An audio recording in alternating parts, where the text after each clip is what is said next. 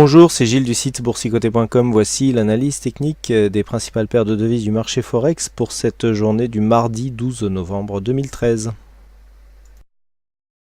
Et nous commençons tout de suite avec la paire de devises euro-dollar, donc qui se trouve toujours ici dans un joli trend de baissier. Mais nous avons ici des signaux d'un possible rebond technique. Alors donc pour essayer de mesurer un petit peu ces signaux, nous allons commencer par tracer les retracements de Fibonacci. Voilà, et ce que nous pouvons nous apercevoir, c'est que nous avions ici la zone des 23,6% qui se situe sur une résistance qui était déjà identifiée. Donc en nous rapprochant, alors il y a aussi une chose intéressante qu'il faut constater, c'est que nous avions ici une résistance baissière sur cette phase ici qui avait donné lieu à une cassure. Ensuite on a on a cassé ici le range donc qui nous portait sur un trend haussier. On a cassé le support pour venir marquer un point bas ici sur cette zone de résistance, et qui plus est, sur cette zone de support, et qui plus est, était devenu, cette zone de résistance donc était devenue support dans un premier temps. Donc on a rebondi deux fois dessus, et puis on a cassé cette zone, on l'a retrouvée comme résistance. Vous voyez que cette ligne a vraiment été significative. Donc deux contacts ici en résistance sur cette phase, et puis ensuite on est venu ici remarquer une phase de baisse mais qui n'a pas marqué de nouveau plus bas. On avait ici cette zone des 1,3294 qui était clairement identifiée depuis quelques temps. Je vous avais dit que pour confirmer ici la continuité de cette phase baissière, il faudrait casser ce point bas. Pour l'instant, ce point bas n'est pas cassé. On est venu ici rechercher la moyenne mobile 20 exponentielle, quasiment en contact ici.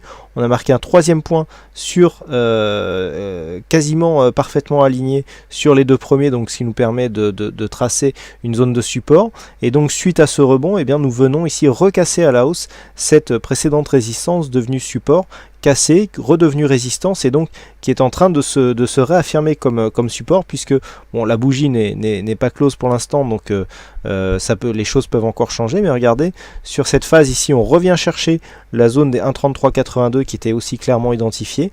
On passe au-dessus de cette zone de résistance et on revient la chercher ici en support. Donc cela peut préfiguré d'un mouvement baissier, haussier, d'autant plus que cette zone ici de point haut intermédiaire est en train d'être cassée, puisque nous l'avons débordé ici sur la précédente bougie en UT4. Donc pour l'instant, eh bien, il semblerait que cette phase baissière ici soit en phase d'essoufflement. On a un rebond technique qui vient chercher et qui vient casser d'une manière significative le retracement des 23,6. Vous voyez que dans un premier temps, on avait eu ici ce point bas. On était venu tester sans réussir à déborder cette zone des 23,6. On avait refait un test ici une deuxième fois, et là, sur cette cassure, eh bien, ça semble être la bonne.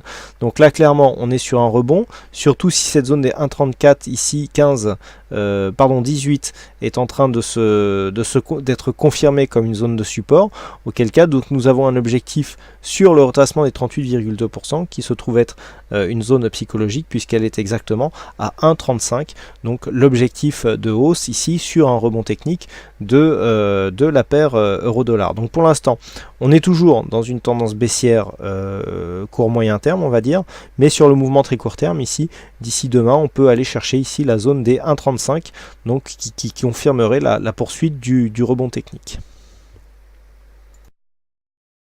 Sur le câble, nous ne sommes pas tout à fait sur le même genre de tendance. Alors nous avions eu ici une phase de baisse avec un rebond technique qui s'était intercalé ici sur le niveau des 61,8%. On avait un double top ici sur cette phase. Donc là l'objectif de double top a été atteint, et nous avons même cassé ici cette zone des 1,5904 qui correspondait au dernier point bas significatif. Donc on est vraiment dans une continuité baissière. Alors la dynamique n'est pas très forte, on a quand même retracé 61,8% sur les retracements de Fibonacci, donc on n'est pas réellement sur une phase dynamique, mais depuis que nous avons eu une cassure ici, la cassure de ce support, eh bien on est revenu, premièrement ici on est revenu consolider l'intégralité de la phase de hausse, et nous sommes même en train de casser cette zone ici en direction de nouveaux points bas. Alors cette cassure a de l'importance puisque nous étions ici sur une zone de support représentée par le retracement des 23,6% de Fibonacci. Ça, c'était une zone que je vous avais indiquée et qui correspond au retracement appliqué sur l'ensemble de la phase de hausse qui avait été constatée sur une vue un peu plus moyen-long terme. Donc le fait ici d'avoir cette cassure, eh bien, montre que cette consolidation qui a été entamée depuis la sortie ici de cette tendance pourrait continuer. Et donc le premier objectif se situe sur le retracement des 38,2 à 1,57 11 sur la paire de devises donc livre sterling contre dollar américain. Et puis nous avons aussi cette formation en double top avec ici ce premier top, ce deuxième top sur une cassure ici de la ligne d'eau, et bien qui peut nous emmener, alors l'amplitude elle se calcule toujours de la même manière, hein, c'est-à-dire que l'on prend ici voilà, hop, la mesure entre le point haut et le point bas. Voilà, et ensuite on vient ici déplacer, alors le plus dur c'est de l'attraper, voilà. Voilà, donc on duplique le segment, on le reporte sur la zone, donc la zone de support, et ça va nous donner normalement un niveau d'objectif, voilà, qui se situe bien sur le retracement des 50%. Donc là, retracement est 50%, 1,5536 sur la cassure ici de cette zone. Bien nous avons premier objectif ici, retracement des 38,2%, 1,5711, et deuxième objectif ici pour valider donc le double top, 1,5540, donc qui sera l'objectif ici sur une cassure qui serait confirmée. Donc là on le voit, des objectifs qui sont baissiers à tous les niveaux, les points d'invalidation sont relativement hauts puisqu'il faudrait repasser ici au-dessus de cette zone des 1,6117, c'est pas gagné, d'autant plus que la cassure ici semble pour l'instant se confirmer. On a une belle phase d'accélération ici avec une phase d'exagération qui traduit une pression baissière qui est en train de se mettre en place. On a cassé cette zone, on revient dessus ici un petit peu comme une zone de résistance. Vous voyez qu'on ne l'a pas refranchi d'une manière significative, et donc il semblerait que le mouvement baissier soit en train de s'installer. Alors attention, on est quand même ici dans une configuration survendue avec un MACD qui tendrait à se retourner en direction de la hausse. Alors en extension, on peut venir chercher ici la zone des 1,5972 tant que l'on reste en dessous, et donc notamment sous la moyenne mobile 20 exponentielle. La préférence va à un biais baissier. Bon, niveau d'invalidation ici relativement haut, hein, puisqu'on est au-dessus des 1,611718.